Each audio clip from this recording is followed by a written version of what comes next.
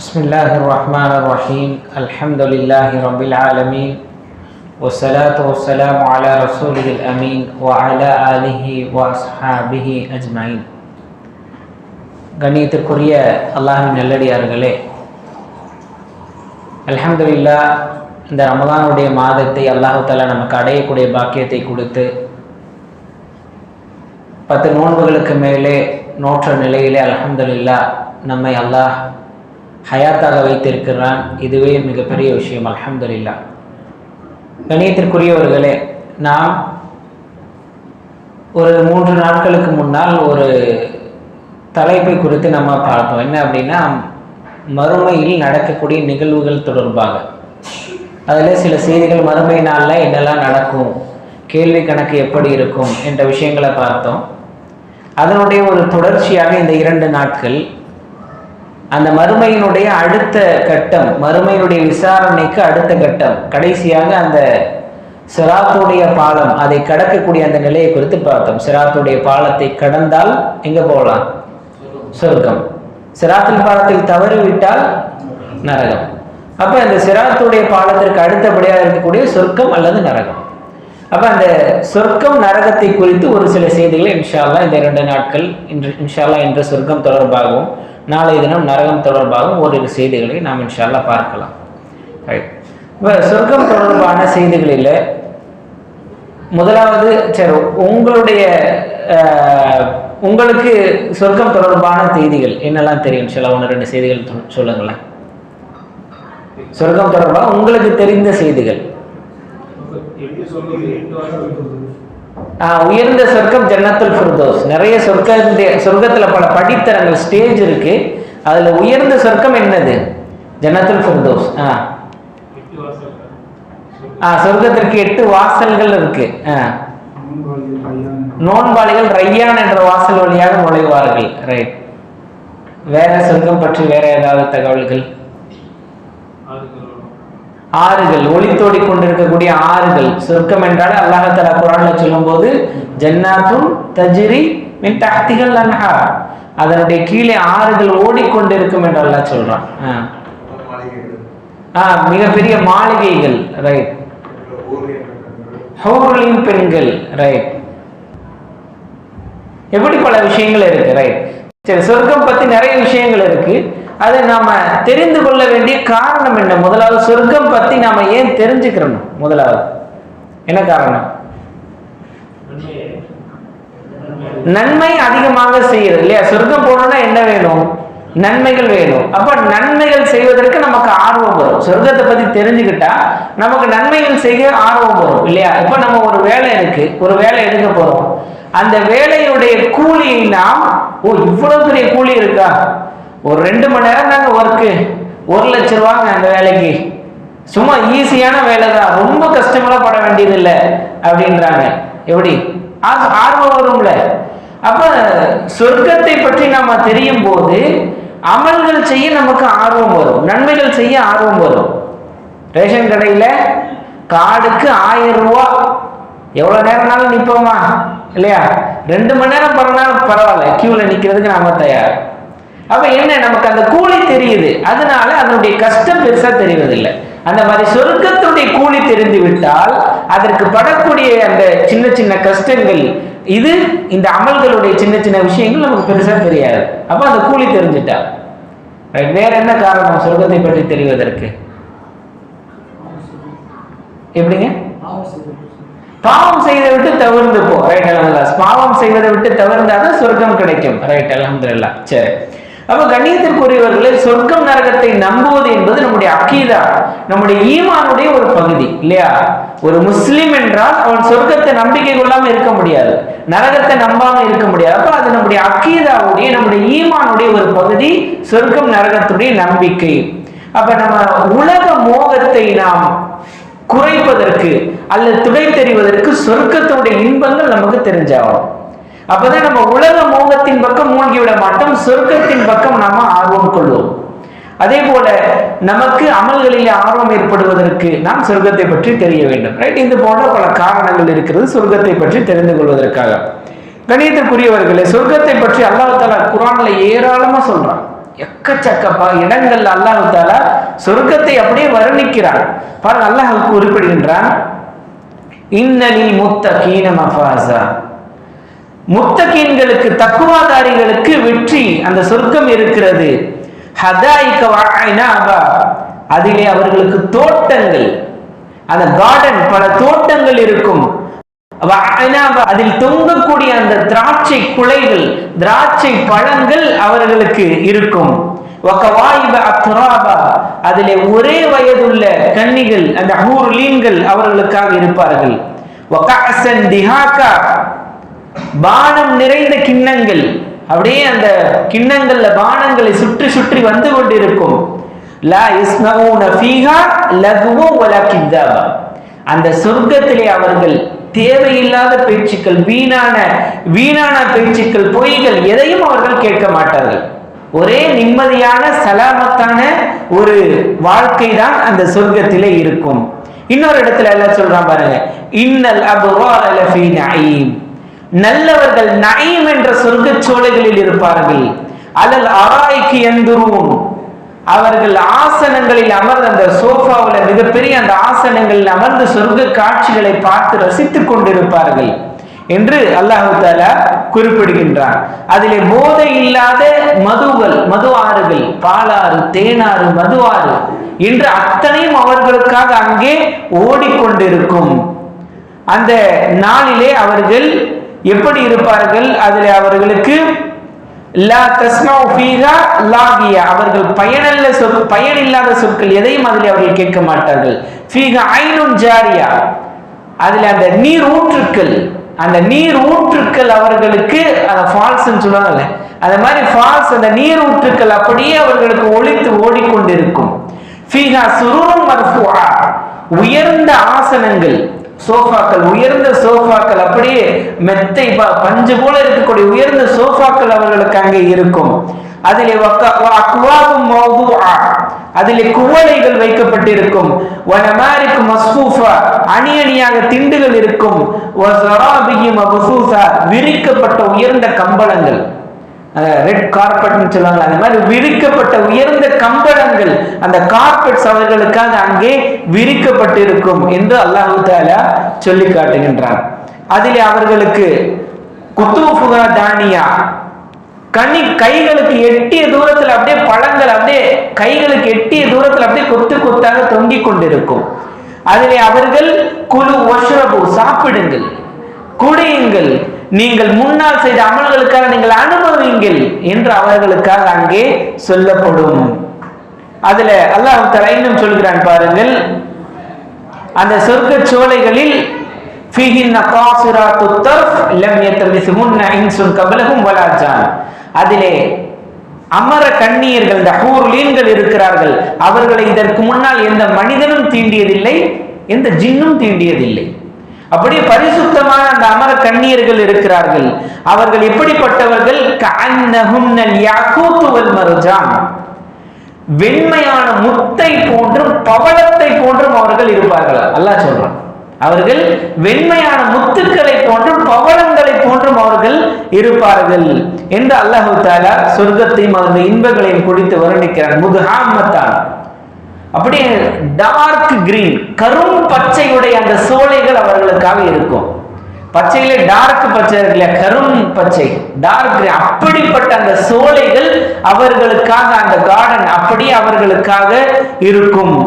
அதிலே அவர்கள் எப்போதும் ஊற்றுக்கள் சதா பொங்கிக் கொண்டே இருக்கும். அப்படியே அந்த ஃபால்ஸ் அப்படியே பொங்கி ஊற்றும் இல்லையா, அப்படி அந்த ஊற்றுக்கள் அவர்கள் ஃபீஹிமா ஐனானி நவாஹதான், அப்படியே அந்த ஊற்றுக்கள் பொங்கி ஊற்றிக்கொண்டே இருக்கும்.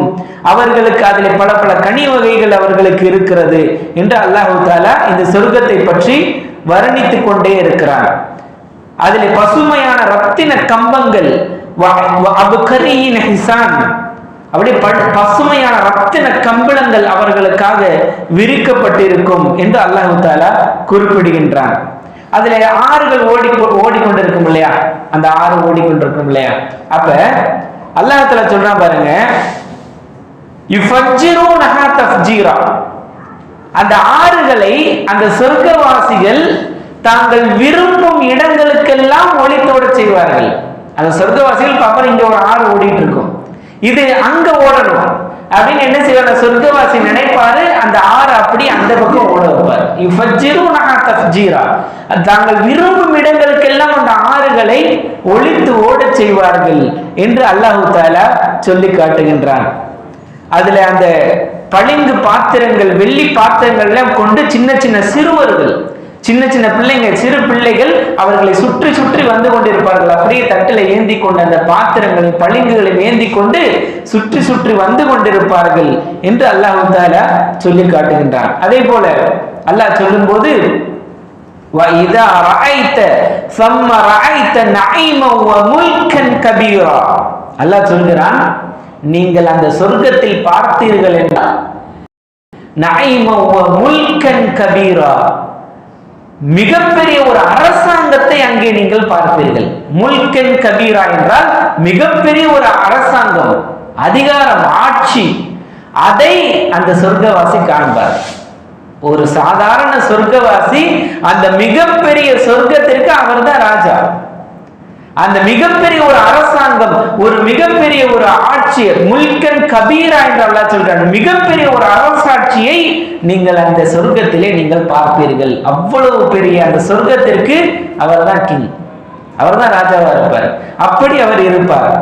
கணிதத்திற்குரியவர்களே, சொர்க்கவாசியில கடைசி சொர்க்கவாசி, கடைசி லாஸ்ட் சொர்க்கவாசி இருப்பார் இல்லையா, அவருக்கு ஏற்படக்கூடிய நிலையை பாருங்க. அல்லாஹ்வுடைய தூதர் சொல்றாங்க, முஸ்லிம்கள் எல்லாருமே எங்க போயிடுவாங்க, ஒரு நாள் இல்லாட்டி ஒரு நாள் சொர்க்கத்துக்கு போயிடுவாங்க இல்லையா. முஸ்லிம்கள்ல அல்லாஹ் தஆலா யாரெல்லாம் ஆரம்பத்திலேயே பாவங்களை மன்னித்து விட்டு இல்ல நன்மையுடைய எடை கூடி இப்படி சொர்க்கம் போனவங்களும் இருப்பாங்க. முஸ்லிம்கள்ல சில பேர் நரகம் போனவங்களும் இருப்பாங்களா இல்லையா, போவாங்களா இல்லையா? எதனால போவாங்க? பாவத்தின் காரணமாக போவாங்க. அல்லாஹ் மன்னிக்கலன்னா அந்த பாவத்துக்கு என்ன தண்டனையோ அந்த தண்டனை அனுபவிப்பதற்காக அல்லாஹ் நரகத்துல போடுவான். என்ன தண்டனையோ அந்த தண்டனை அனுபவிச்ச பின்னாடி எங்க வருவாங்க? சொர்க்கத்துக்கு வருவாங்க. அப்ப முஸ்லிம்கள் லா இலாஹ இல்லல்லாஹ் கலிமா சொல்லி அல்லாஹ் ஒருவனை மட்டும் வணங்கி தௌஹீதில் உறுதியாக இருந்தால் ஒரு நாள் இல்லாட்டி ஒரு நாள் கூட எங்க போயிடலாம் இன்ஷா அல்லாஹ், சொர்க்கத்திற்கு. ஆனால் காபிர்கள் எவ்வளவு நன்மை செஞ்சாலும் எங்க போக முடியாது? சொர்க்கம் போக முடியாது. அப்ப அதுதான் இந்த கலிமாவுடைய, இந்த இஸ்லாமுடைய மிகப்பெரிய ஒரு சிறப்பு. ரைட். அப்ப முஸ்லிம்கள்லயும் சில பேர் நரகத்திற்கு போவாங்க.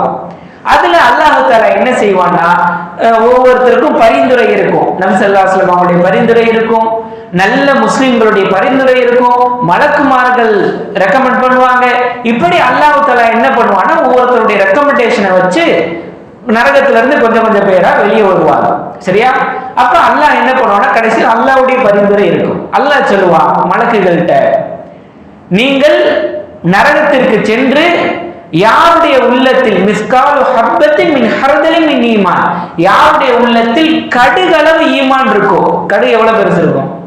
எவ்வளவு பெருசு? இத்தனோண்டு தானே இருக்கும். அந்த அளவு ஈமான் இருந்தா கூட நீங்க என்ன செஞ்சிருங்க, நரகத்துல இருந்து கொண்டு வாங்க என்று அல்லாஹ் சொல்லிடுவான். அப்ப மலக்குகள் போவாங்க, அந்த கடுகளவு ஈமான் உள்ளவர்களை அந்த நரகத்தில் இருந்து வெளியே எடுத்து கொண்டு வருவார்கள். அதுல கடைசியா ஒரு நபர் அப்படி வெளியே கொண்டு வர்றவங்க எல்லாம் நரகத்துல எரிஞ்சு வந்தா எப்படி இருப்பாங்க? கறி கட்டையா இருப்பாங்கல்ல, அப்படியே கருகி போய் நரக நெருப்பில் கருகி போய் இருப்பார்கள். அப்ப அவர்கள் மீது மாவுல் ஹயாத் என்ற ஒரு ஜீவ நதி, அந்த தண்ணீர் ஊற்றப்படும். அந்த தண்ணீரை ஊற்றினவனையும் அவங்க அப்படியே அந்த கரிஞ்சது எல்லாம் போய் அப்படியே புது பொழிவா, எப்படின்னா அந்த மழை பெஞ்சா சின்ன சின்ன செடிகள் முளைக்கும்ல, அந்த மாதிரி அவர்கள் முளைத்து விடுவார்கள். அப்படியே புது பொழிவாக அவர்கள் ஆகி விடுவார்கள் என்று ரசூல் ஸல்லல்லாஹு அலைஹி வஸல்லம் சொல்றாங்க. அப்ப அதுல அந்த கடைசி நபர் அப்படி ஒவ்வொருத்தரும் ரிலீஸ் பண்ணி சொர்க்கத்துக்கு போயிட்டே இருப்பாங்க. அதுல அந்த லாஸ்ட் நபர் இருப்பார்ல, அல்லாஹ் என்ன செஞ்சிருப்பாருன்னா, அதுல ஒவ்வொருத்தரும் ரிலீஸ் பண்ணி அதுல கடைசியா ஒருத்தர் இருப்பாரு. அவர் அல்லாஹ்ட்ட கேட்பாரு, யா அல்லாஹ், ஆனா நரகத்துக்கு பக்கத்துல தான் இருப்பாரு, அந்த ஜுவாலை கொஞ்சம் வீசிக்கிட்டு இருக்கும். யா அல்லாஹ், நீ நரகத்துல இருந்து வெளியே கொண்டு வந்துட்ட, கொஞ்சம் அந்த ஜுவாலை வீசிக்கிட்டு இருக்கு, அதை என்னால தாங்க முடியல, கொஞ்சம் என்ன அதை மட்டும் விட்டு கொஞ்சம் தூரம் ஆக்கிறேன், சொர்க்கத்துடைய அந்த பக்கத்துல மட்டும் கொண்டு போய் வச்சிடறேன் என்று அவர் சொல்லுவார்.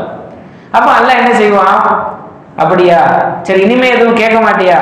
இல்ல இதுமே நான் எதுவுமே கேட்க மாட்டேன் அப்படின்னு. சரி நல்லா என்ன செய்வான்னா அவரை கொண்டு போய் சொர்க்கத்துடைய அந்த கொஞ்சம் பக்கத்துல வைப்பான். அப்ப கொஞ்ச நாள் பொறுமையா இருப்பாரு. மறுபடியும் கேட்பாரு அல்லாட்ட, இதெல்லாம் ஹதீஸ்ல வருது.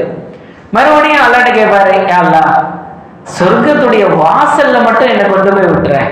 அப்படியே சொர்க்கத்துல தூரத்துல இருந்து அதனுடைய நறுமணங்கள் காற்றுக்கள் வீசிக்கொண்டே இருக்கும். அவர் பார்த்துட்டு ஆசை வருமா இல்லையா? அப்ப வாசல்ல மட்டும் கொண்டு போய் வச்சிரேன் யா அல்லாஹ் அப்படின்னாரு. ஆதமுடைய மகனே, இதுக்கு முன்னாடி நீ என்ன சொன்ன? எதுவுமே கேட்க மாட்டேன்னு சொன்னா இல்லையா? ஆமா யா அல்லாஹ். இல்ல இதுக்கு மேல நான் எதுவுமே கேட்க மாட்டேன். அப்படியா? கேட்க மாட்டியா? ஆமா கேட்க மாட்டேன். சரி நல்லா என்ன செஞ்சிருவானா சொர்க்கத்துடைய வாசல்ல கொண்டு போய் வச்சிருவோம். வச்சவனே கொஞ்சம் பொறுமையா இருப்பாரு. சொர்க்கத்துல உள்ள நடக்கிற அந்த விஷயங்கள் எல்லாம் பார்ப்பாரு. இவ்வளவு விஷயங்கள் எப்படி அந்த பூங்கா, ஆறுகள், அந்த ஊற்றுக்கள், ஊருளீன்கள், இப்படி மாளிகைகள், இதெல்லாம் பார்த்து அவரால் பொறுக்க முடியாது. ஒரு கட்டத்துல யா அல்லாஹ் சொர்க்கத்துக்கு கொஞ்சம் உள்ள போகணும். என்ன ஆதம் இது எதுவுமே கேட்க மாட்டேன், இதுக்கு மேல கேட்க மாட்டேன்னு சொன்னியே. ஆமா யா அல்லாஹ் இது மேல எதுவுமே கேட்க மாட்டேன் அப்படின்னு.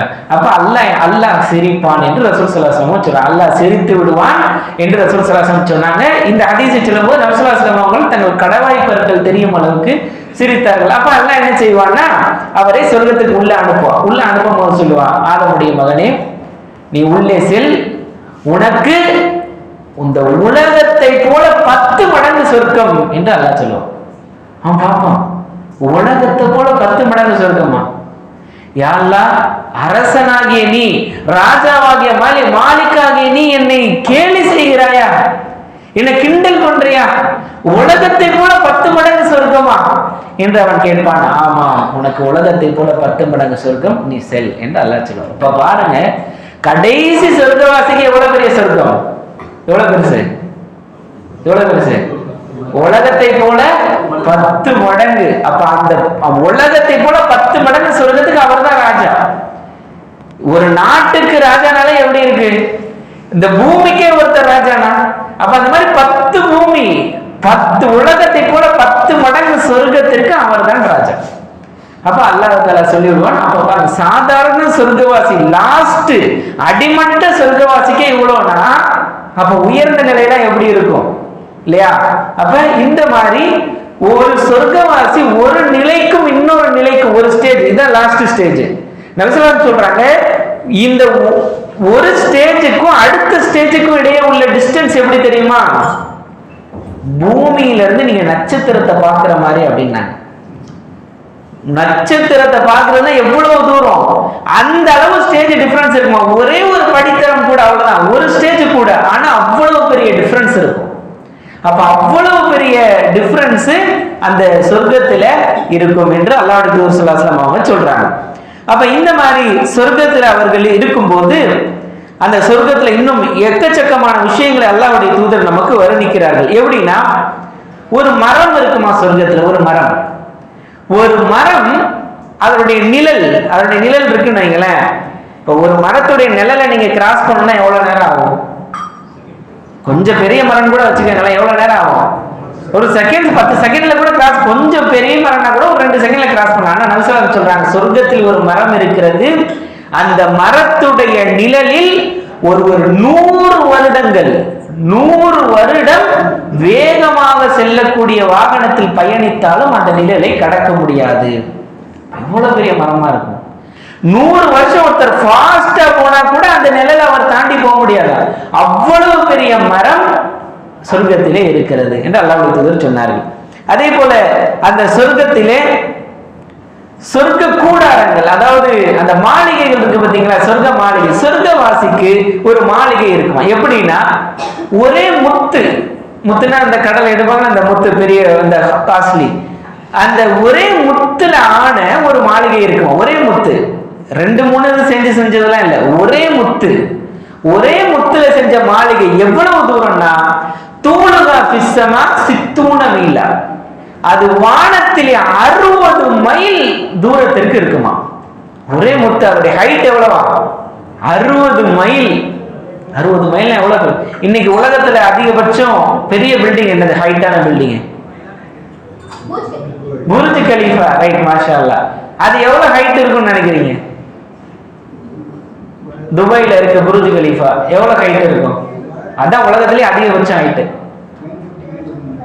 950 மீட்டர், 0.5 மைல்ஸ், அவ்வளவுதான். அரை மைல் அவ்வளவுதான். அரை மைலே அவ்வளவு ஹைட்டா இருக்குன்னா 60 மைல் ஒரே முத்துல மாளிகை யாருக்கு? சொர்க்கவாசிக்கு. அப்ப அதுல பல ரூம் இருக்கும். அதில் ஒவ்வொரு அறையிலும் அதில் அவருக்கு துணைவியர்கள் இருப்பார்கள் என்று அல்லாஹ்வுடைய தூதர் ஸல்லல்லாஹு அலைஹி வஸல்லம் அவங்க சொல்றாங்க. சஹீஹ் புகாரில ஹதீஸ் வருது. ரைட். அப்ப இந்த மாதிரி அப்ப எவ்வளவு முக்கியமான ஒரு இடம். அதனாலதான் சொர்க்கத்தை பற்றி அல்லாஹ்வுடைய தூதர் சொன்னாங்க, சொர்க்கத்துல ஒரு சாட்டை அளவுக்கு இடம் கிடைப்பது. ஒரு சாட்டை அளவுக்கு நமக்கு தெரியுமா? ஒரு ஸ்கொயர் ஃபீட்.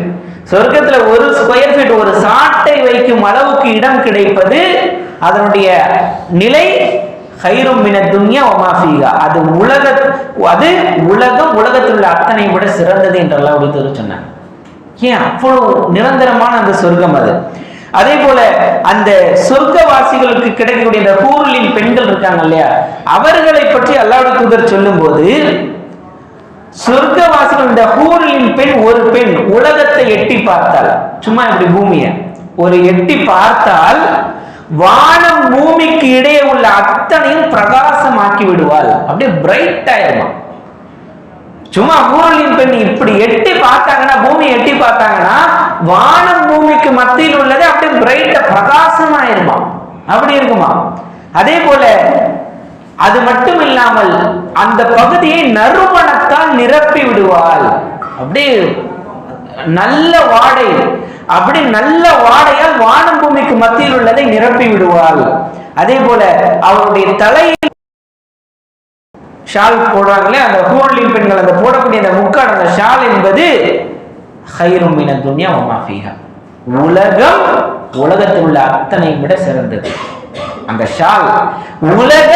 உலகம் அத்தனையும் விட சிறந்த, உலகத்தில் உள்ள அத்தனையும் விட சிறந்தது என்று அல்லாஹ்வுடைய தூதர் ஸல்லல்லாஹு அலைஹி வஸல்லம் அவங்க சொன்னாங்க. அப்ப எவ்வளவு பெரிய நிரந்தரமான ஒரு சொர்க்கம். கண்ணியத்திற்குரியவர்களே, அந்த சொர்க்கத்திலே உயர்ந்த சொர்க்கம் பல ஸ்டேஜஸ் இருக்கு. அதுல உயர்ந்த சொர்க்கம் தான் என்னது? ஜன்னத்துல் ஃபிர்தௌஸ். அதனால ரசூல் ஸல்லல்லாஹு அலைஹி வஸல்லம் சொன்னாங்க, நீங்க சொர்க்கத்தை கேட்டால் ஜன்னத்துல் ஃபிர்தௌஸை கேளுங்கள். அல்லாஹும்ம இன்னி அஸ்அலுக்கல் ஜன்னத்துல் ஃபிர்தௌஸ், யா அல்லாஹ் எங்களுக்கு ஜன்னத்துல் ஃபிர்தௌஸை கொடு என்று நீங்கள் அந்த உயர்ந்த சொர்க்கத்தை கேளுங்கள் என்று அல்லாஹ்வுடைய தூதர் சொன்னாங்க. கண்ணியத்திற்குரியவர்களே, இன்னும் எக்கச்சக்கமான விஷயங்கள், எந்த கண்ணும் பார்த்திராத, எந்த காதும் கேட்டிராத, எந்த உள்ளமும் சிந்தித்திராத இடம் தான் அந்த சொர்க்கம். எந்த கண்ணும் பார்த்திருக்க முடியாது, எந்த காதும் கேட்டிருக்க முடியாது, எந்த உள்ளமும் யோசிச்சு கூட பார்க்க முடியாது.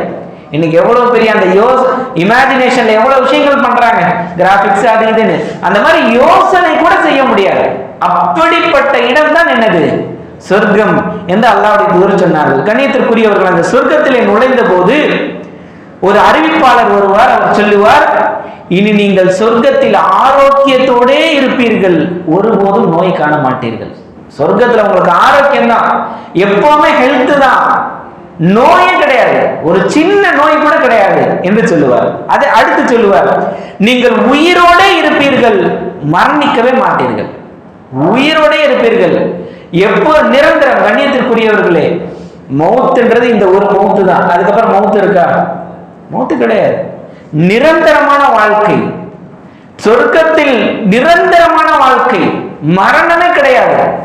இவ்வளவு பர்மனன்ட், மரணமே இல்லைன்னா பாருங்க எவ்வளவு பெரிய வாழ்க்கை பாருங்க. ஒரு சின்ன லைஃபுக்காக இவ்வளவு தூரம் பாடுபட்டு இருக்கோம். கண்ணியத்திற்குள்ள துன்யா என்பது இவ்வளவுதான், துன்யா என்பது இவ்வளவுதான், ஆகிரத்து இவ்வளவு பெருசு, அதை விட பெருசு. துன்யா ஒரு சின்ன டாட். அதான் அல்லாஹ்வுடைய தூதர் சொன்னாங்க, மறுமையோடு இந்த உலகத்தை நீங்கள் ஒப்பிட்டீர்கள் என்றால், ஒருவர் இஸ்பஹு ஃபில் யம், கடலிலே தன்னுடைய விரலை வைக்கிறார். நம்ம கடல் பார்க்கிறோம் இல்லையா, முன்னாடிதான் இருக்கு. ஒருத்தர் விரலை வைக்கிறார், விரலை வச்சுட்டு எடுத்தா ஃபந்துர் பிமா யர்ஜி, அவர் எத்தனை சொட்டுகள் அதில் வருகிறது என்பதை அவர் பார்த்துக் கொள்ளட்டும். விரலை விட்டு எடுத்தா எத்தனை சொட்டு வரும்? ஒரு சொட்டு வரும் இல்லையா, ஒரு சொட்டு 2 சொட்டு வரும். அதுதான் உலகம். கடல் என்பது என்ன? ஆகிரத். அப்ப மறுமை அவ்வளவு பெருசு. உலகம் ஒரு சொட்டு 2 சொட்டு மாதிரி, அதுவும் காத்தடிச்சா நிக்குமா? அது காஞ்சு போயிடும். ஆனா கடல் காத்தடிச்சா அப்படியே தான் இருக்கும். அப்ப மறுமை என்பது கடல் என்றால், உலகம் என்பது ஒரு சொட்டு 2 சொட்டு மாதிரி. அப்போ துன்யா ரொம்ப சிறுசு சகோதரர்கள். இதுல நம்ம என்ன கஷ்டப்பட்டாலும் ஆகிரத்து நிம்மதியாக இருந்தால் அல்ஹம்துலில்லாஹ். இங்க நம்ம எவ்வளவு நிம்மதியா இருந்துட்டு ஆகிரத்துல கஷ்டப்பட்டால் ரொம்ப கஷ்டம்.